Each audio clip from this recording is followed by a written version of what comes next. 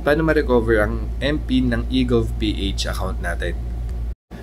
Isingit ko na din dito na pag maggagawa ka na ng national ID doon sa PhilSys office, yung email address at saka yung mobile number na i-register mo doon is ingatan mo.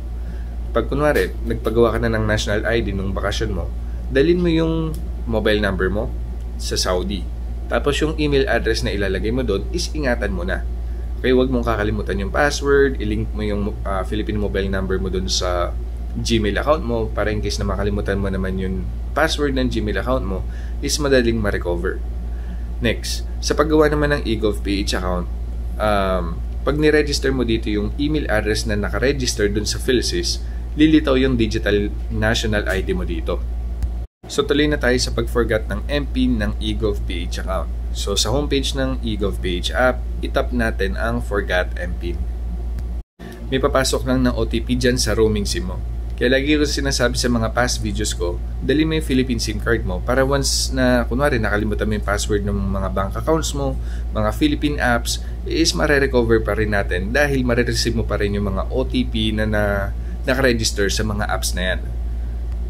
Tapos gagawa ka na ng bagong 6-digit MPIN mo.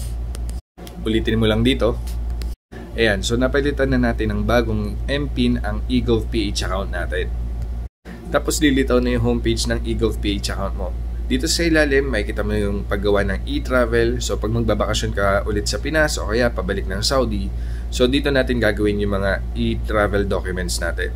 Tapos sa ilalim pa niyan, makikita natin iba't ibang mga departments katulad ng SSS, Pag-ibig, OWA. So lahat ng mga yan nandito na sa loob. So kunwari magbabayad tayo ng SSS, pwede rin natin gawin dito.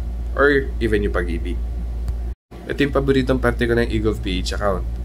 Andito na yung mga digital ID natin. Katulad ng Digital National ID, PRC ID, OID, PhilHealth, at iba pa. So far, ito yung lumilitaw sa akin.